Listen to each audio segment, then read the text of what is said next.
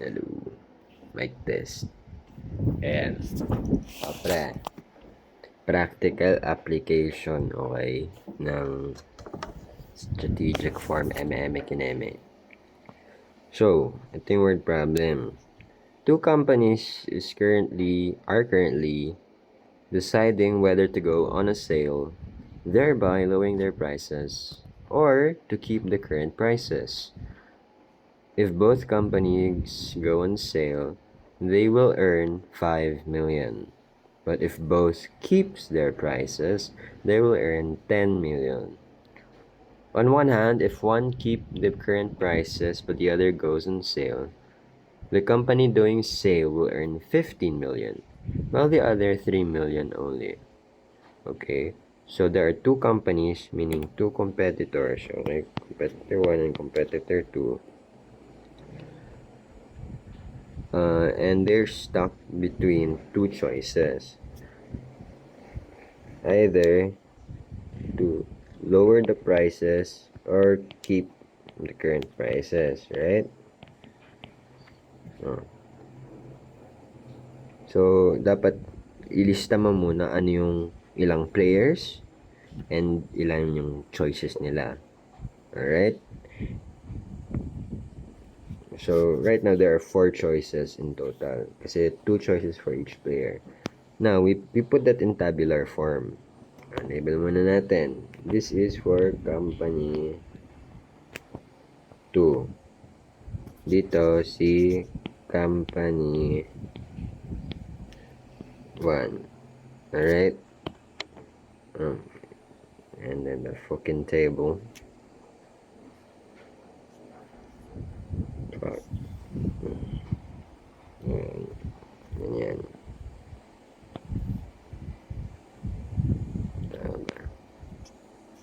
Okay, habaan ko.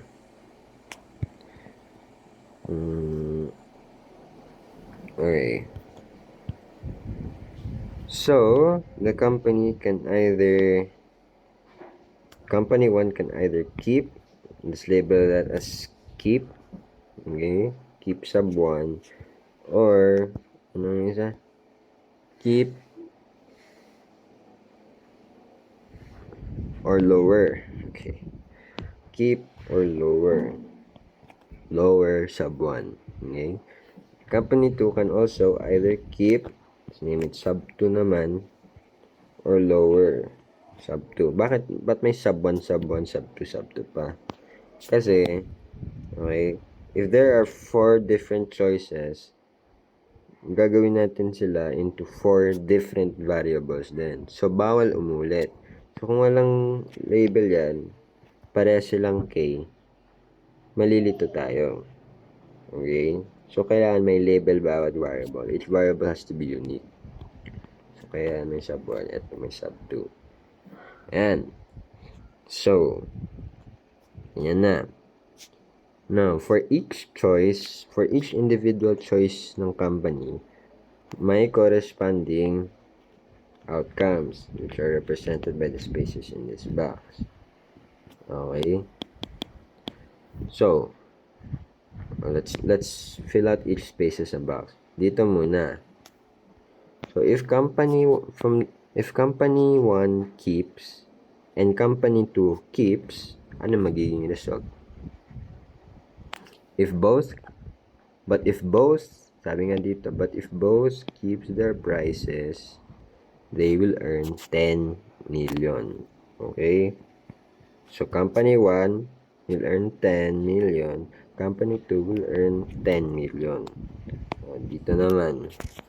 If company 1, dito, diba? So, if company 1 keeps and company 2 lowers their prices, magiging, ang result is, if one keeps the current prices but the other goes on sale, which is too lower, the company doing sale will earn 15 million, while the other 3 million only. Okay, so meaning yung maglo-lower 15 million, makikip 3 million. Company 1, since it's keeping 3 million lang siya. Company 2, since it's going on sale, are lowering 15 million. Yun lang. Dito naman, lower keep. company 1, maglo-lower, company 2, magki-keep. Kung maglo-lower company 1, 15M sa kanya. Keep, company 2, 3M. Company 1, maglo-lower si company 1, maglo-lower din si company 2. Ano sabi dito? But if both companies go on sale, they will earn 5 million. Lagay natin, both will earn 5 million pala. 5. And tapos mo na yung tabular form. Now, you're gonna list down the different cases. Okay? From the perspective of each company. So, unahin natin perspective ni company 1. From the perspective of company 1. Okay? So, here. Case number 1. Let's say, so tayo si company 1, company 2 kalaban natin. So, i-consider natin ano mga possible na galaw ni company 2 and ano yung mga corresponding movements na kaya natin gawin in order to maximize the benefits. Okay? Ganun yun. Yun yung game theory. That's what game theory is all about. So, case 1. Let's say, for the first case, let's say company 2 chooses to keep their prices. Okay? So, company 2 keeps, represented by K2. So, if company 2 keeps, what's the best course of action for company 1? Let's see. Let's say company 1 keeps then. Anong value makukuha niya? If company 1 keeps then, while company 2 keeps also, so keep, company 2, company 1, keep, anong value niyan? 10, di ba? Ito, yan yung makuha ni company 1. Kasi remember, there's two values. The first one is yung sa company 1, the second one is sa company 2. Okay? Yan. Company 1 will get 10. Next. The other choice naman for company 1 is to lower naman. So, if company 2 keeps and company 1 lowers, company 1 will get 15. 15 is what? More or less than 10. More, right? So, 10 is more than, meaning this choice is valued more than when company 1 lowers their prices. I mean, less than when company 1 lowers their prices, gaining 15M. Yeah? So, from these two choices, yan, what is the better one? Halata, may equality symbol, may ano na nga less than symbol na nga So, the conclusion here is, company 1 will choose to lower their prices. Okay, represented by L1. Ganun lang. Now, do that for each of the possible moves ng company 2. Alright? Pag multiple variables naman, di ganun lang din, endless na ano lang, gawin mo isa. One by one. So, tapos na tayo sa K2. Ito naman, L2 naman, meaning lower price. So, case 2,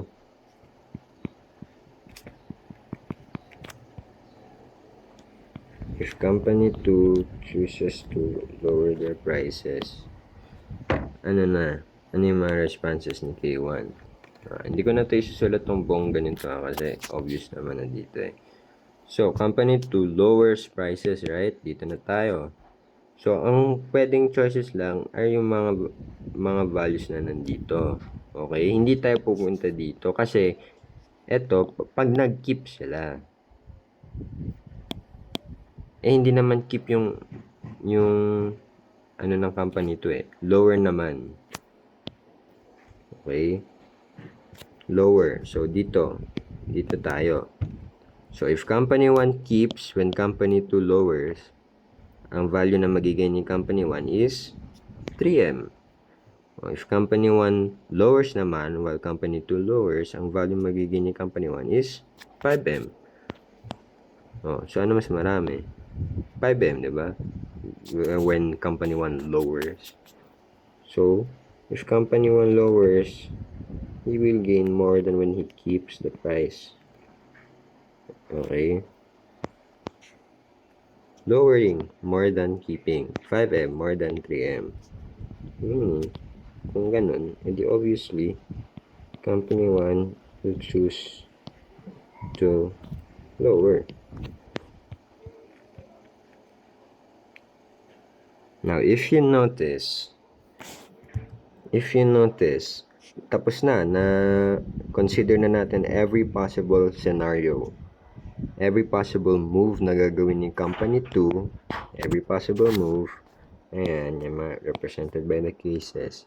We've considered their every possible move and every possible decision na we'll make, represented by this, the conclusion. Now, if you notice the conclusion, company 1 chooses to lower, and sa case 2, company 1 chooses to lower din. Parehas silang lower. Yan ang tinatawag natin dominant strategy of company 1 is to lower. Okay. Pag parehas yung course of action ni company 1 for all cases, or I'm not sure kung for all or for the majority of cases. Kasi pwede pag case 3, keep naman. Assuming there's a case 3. So, lower, keep. I'm not sure kung dominant pa rin yung lower since siya yung majority of the ano. Pero, I'll see. Anyway, but for now, since pare silang lower, hindi yun yung dominant strategy ni company 1 is to lower. Now, just do the same shit for company 2.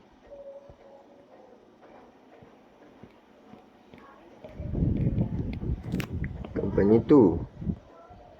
Case 1.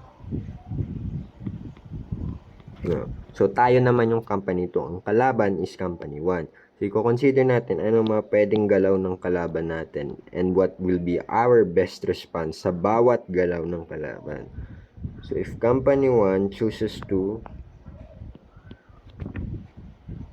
keep, let's say, anong best course of action natin as company 2? So, keep, diba?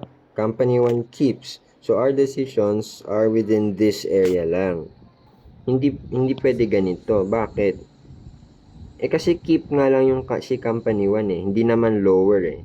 So, ba't nasama to? Hindi yan kasama, okay? Kamalilito doon.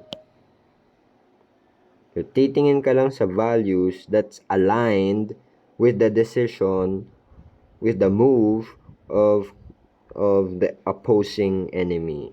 Okay? So, again, company 1 chooses to keep. So, here lang tayo titingin.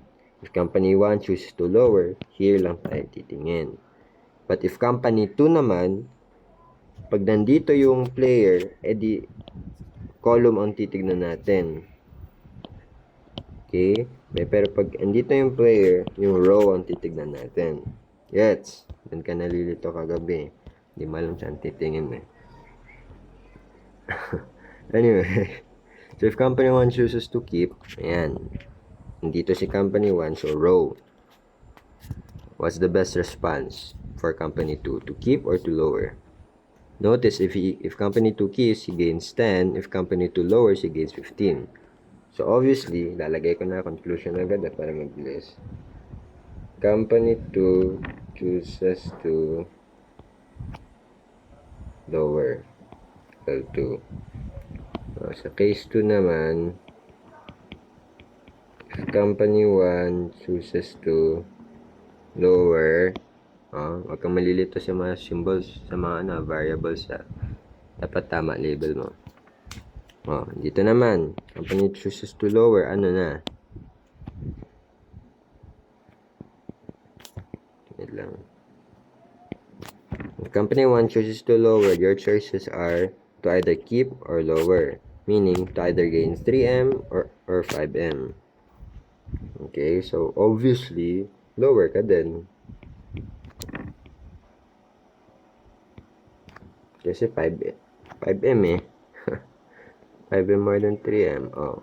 If you notice, then, dito, may dominant strategy, diba? Kasi parehas yung decisions ni company 2 for all possible scenarios.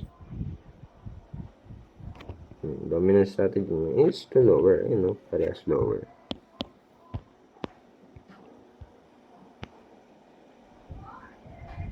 Now, to determine if there's Nash equilibrium, kung nalilito ka sa mga phrases, hindi mo ma-analyze kung may Nash equilibrium. Dito ka na lang sa table tumingin. Okay? So, ganito. Yung technique sa pag-encircle and circle. Una, let's look at from the perspective of company 1. So, tayo si company 1, kalaban natin si company 2. Company 1, so, from the perspective of company, what if kalaban natin nag-keep? What is our best course of action? To keep or to lower? Saan tayo titingin? Isang values tayo titingin? Dito. Diba? Kasi yung kalaban, nandito. So, these are the possible moves na pwede natin gawin. Okay? So, if company 2 lowers, what's the best course of action for us? Company 1. It's to lower din. Kasi 15 versus 10M. Eh, syempre, doon na tayo sa 15M. So, encircle that shit. Right. Pagawin yung kulay. Yan. Next, if company 2 lowers, what's the best course of action for company 1? Siyempre, dito ka tingin, 3 versus 5. Obvious na.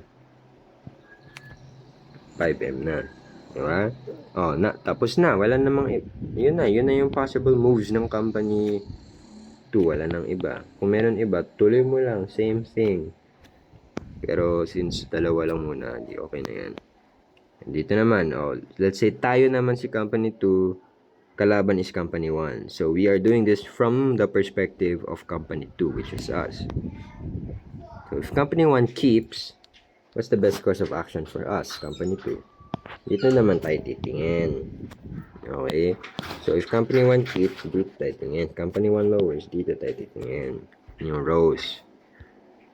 So, if company 1 keeps, best course of action for us is to lower. Kasi, ito, 10 versus 15.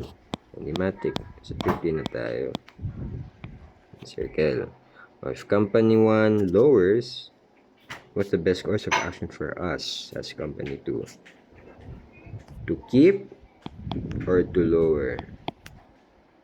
Matic, to lower pa rin. So, encircle. As you notice, consistent yung results doon sa sinulat natin. Okay? Sinasad dito sa conclusions. Consistent. Bala mag-check. Now, looking at the table, diba sabi ko, yung Nash equilibrium is where may dalawang circles sa isang box. Okay? Ito yung box. Yan yung box. Lahat yan, box yan. Yung mga cells, whatever you wanna fucking call it. So, here, dalawa ang naka-encircle. So, meaning, there is Nash equilibrium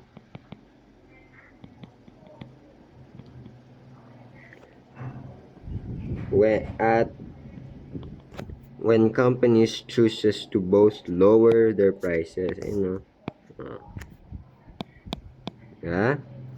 at lower.